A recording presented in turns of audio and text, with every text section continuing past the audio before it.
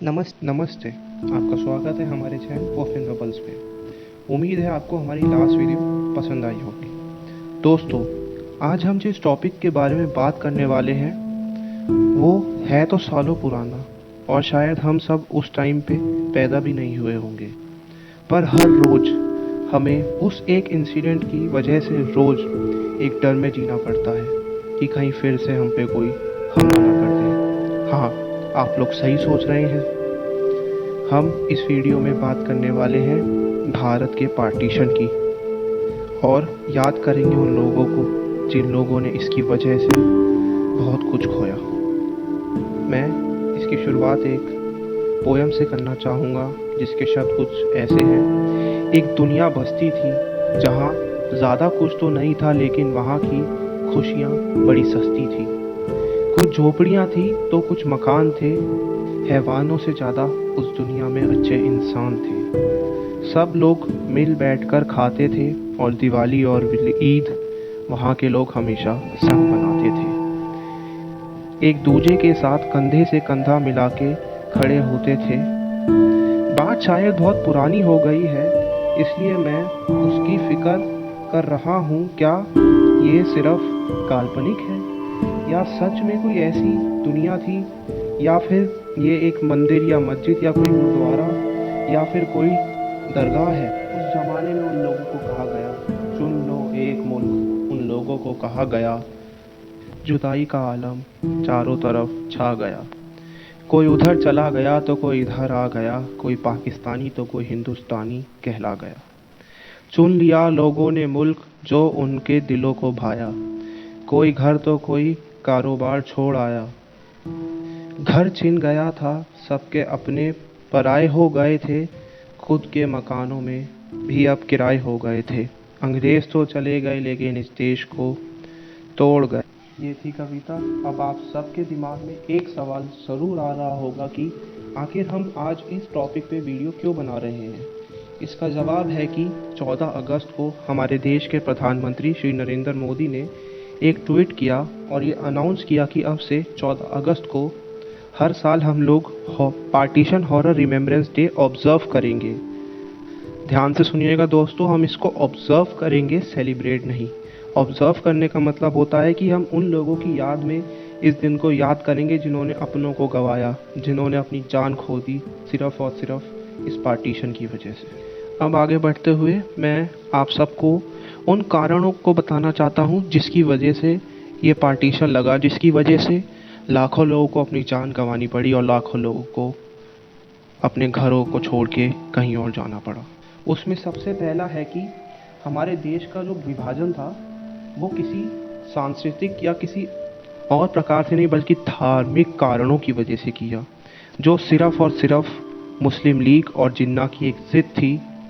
और इतना ही नहीं, मुस्लिम लोगों ने और मुस्लिम लीग ने और जिन्ना ने पूरे पाकिस्तान में ये अनाउंस करवाया कि ये जिन्ना का पाकिस्तान है, यहाँ सिर्फ मुसलमान रहेंगे और गैर मुस्लिमों देश छोड़ के जाओ या फिर मुसलमान बनो।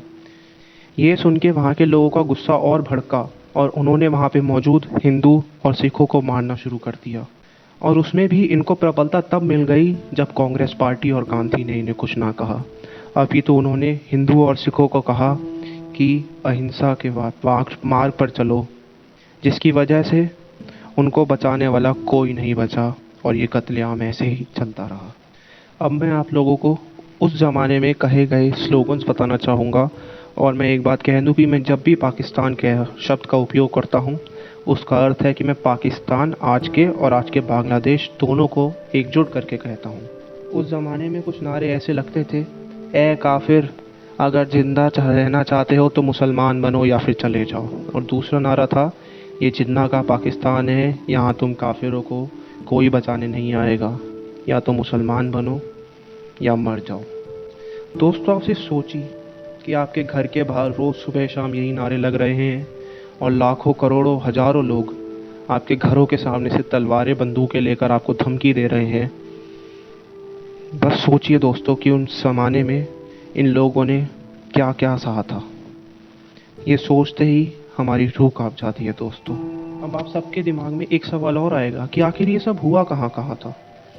दोस्तों, ये सब हुआ था पंजाब, बंगाल, सिंध और गुजरात में। जो हम आज का पंजाब देखते हैं वो असल में एक बहुत बड़ा पंजाब था, और आज का जो हम वेस्ट बंगाल देखते हैं वो असल में बांग्लादेश को मिला के एक बंगाल कहलाया जाता था। और दोस्तों, हम इस वीडियो में ग्रेट कैलकट्टा राइट्स के बारे में कवर नहीं कर रहे हैं।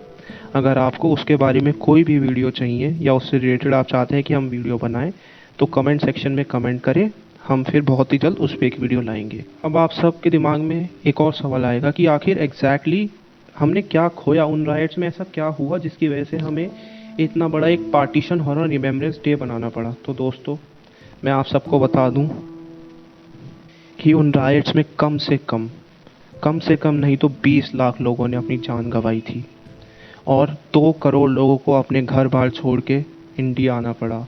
और उस पर भी सबसे बड़ी हैवानियत की बात ये थी कि 83,000 वुमेंस का इसमें रेप हुआ। ये मैं मिनिमम बता रहा हूँ, ऐसे कितने ही किस्से होंगे जो कि रिपोर्ट भी नहीं हुए होंगे। अभी तक जो सब था वो हम सब ने डिस्कस किया कि आखिर पार्टीशन राइट्स में हुआ क्या था, उसके पीछे के कारण क्या थे। अब हम लोग ये डिस्कस करेंगे आखिर 14 अगस्त को हम पार्टीशन हॉरर रिमेम्बरेंस डे में क्या ऑब्जर्व करेंगे और इसको लाने के पीछे का मेन मोटिव क्या है।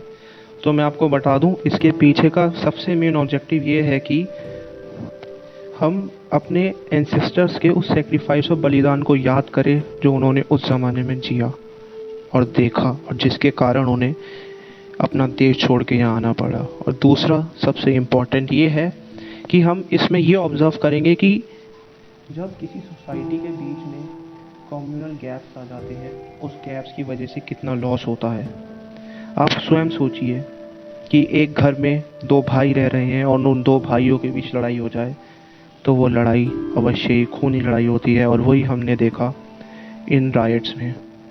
इसके पीछे इस दिन को सेलिब्रेट करने का मेन मोटिव ये है कि हम ये ऑब्ज़र्व करें और याद रखें कि जब जब कोई हमें डिवाइड करेगा तब तब ये खूनी खेल दोबारा होता रहेगा।